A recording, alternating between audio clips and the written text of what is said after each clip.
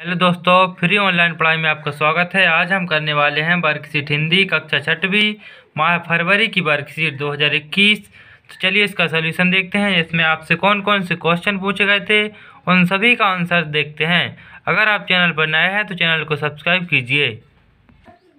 जो पहला क्वेश्चन आपसे पूछा गया था, प्रश्न 1, संगीत शिरोमणि स्वामी हरिदास पाठ के आधार पर बताइए कि यदि गायिका रूपा तानसेन की मदद ना करती तो क्या होता। आप यदि तानसेन की जगह आप होते तो क्या करते। इसमें आपको दो क्वेश्चन पूछे गए हैं, एक यहाँ तक एंड होता है, एक यहाँ से फिर शुरू हो गया कि आप यदि तानसेन की जगह आप होते तो क्या करते। चलिए इसका आंसर देखते हैं।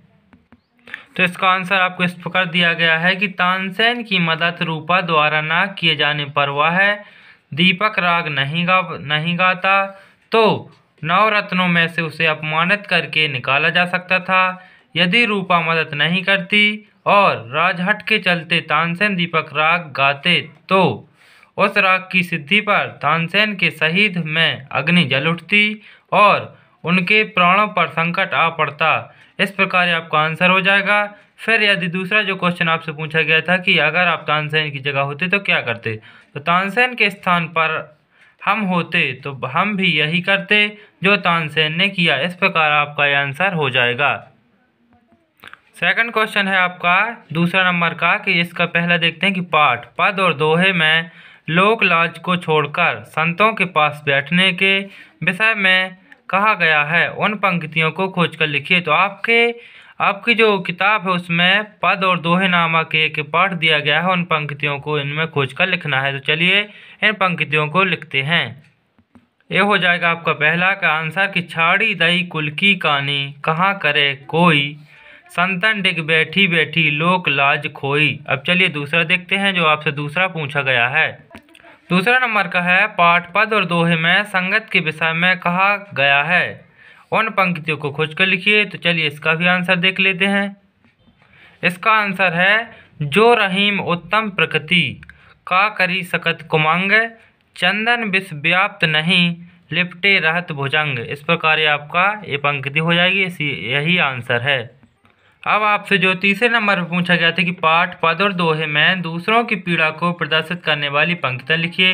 तो चलिए वो पंक्ति लिखते हैं। तो इसका आंसर हो जाएगा कबीरा सोई पीर है जो जाने का पीर, जो पर पीर न जानई सो काफिर बेपीर। इस प्रकार ये आपकी पंक्ति हो जाएगी। इसे ही लिख देना है आपको। फिर आपका जो तीसरा आंसर दिया गया है कि पाठ डॉक्टर होमी जहांगीर भाभा के अनुसार बॉम्बे स्थित अनुसंधान केंद्र का नाम किसके नाम पर है तथा उन्होंने अणुशक्ति के क्षेत्र में क्या योगदान प्रदान किए। तो चलिए इसका आंसर देखते हैं। तो चलिए आंसर देखते हैं। आंसर है इसका कि बॉम्बे स्थित अनुसंधान केंद्र का नाम बदलकर भाभा अणुशक्ति अनुसंधान केंद्र कर दिया गया। उनके वैज्ञानिक प्रयोग और खोजों से भविष्य के वैज्ञानिकों को उस क्षेत्र में आगे बढ़ने के लिए दिशा निर्देशन मिलेगा और मानवता की भलाई होती रहेगी। इस प्रकार आपका आंसर हो जाएगा। चौथा क्वेश्चन है आपका कि कल्पना कीजिए आपके घर अचानक मेहमान आ जाए और घर में कोई नहीं है, आप अकेले हैं, घर में बहुत अव्यवस्था है। ऐसी स्थिति में आप मेहमान का स्वागत कैसे करेंगे। तो ये आपको एक कंडीशन दी गई है। चलिए इसका आंसर देखते हैं। ये आपका आंसर हो जाएगा। तो इसे हम करवाते हैं कि यदि हमारे घर पर अचानक मेहमान आ जाए तो सर्वप्रथम हम कोशिश करेंगे कि घर को कुछ मिनटों में व्यवस्थित कर सकें, जिससे कुछ समय में घर थोड़ा व्यवस्थित हो जाए और मेहमानों की उचित व्यवस्था करने का प्रबंध करेंगे और उन्हें कुछ देर बैठाकर उनके जलपान की व्यवस्था करेंगे। हमने इतना लिख दिया है, आप चाहें तो और भी लिख सकते हैं। आप किस प्रकार करेंगे। अगला जो आपका पांचवा क्वेश्चन है कि पाठ नारियल का बगीचा केरल के आधार पर राज्य की सांस्कृतिक एवं भौगोलिक विशेषताओं का वर्णन कीजिए। आपके क्षेत्र के प्रसिद्ध स्थलों के नाम भी बताइए। तो चलिए इसका आंसर भी देख लेते हैं। इसका आंसर है केरल वह प्रांत है जहाँ शंकराचार्य ने जन्म लिया था। उन्होंने भारतीय धर्म और संस्कृति को महान बनाया।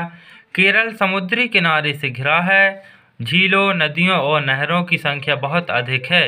इस प्रकार आपका आंसर हो जाएगा। और हमारे क्षेत्र के प्रसिद्ध स्थल जैसे भेड़ाघाट जबलपुर, नंबर दूसरा सांची स्तूप भोपाल।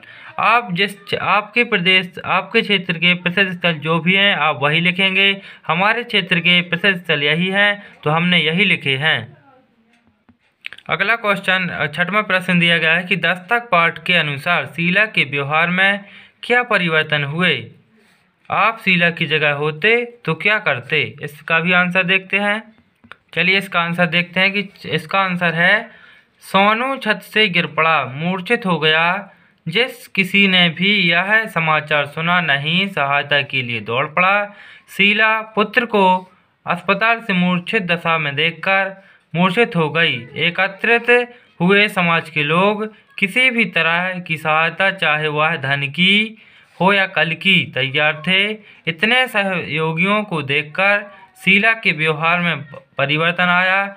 यदि हम या मैं शीला की जगह होते तो शीला के विपरीत हम समाज की सेवा के लिए सदैव तत्पर रहते। इस प्रकार ये आपका आंसर हो जाएगा।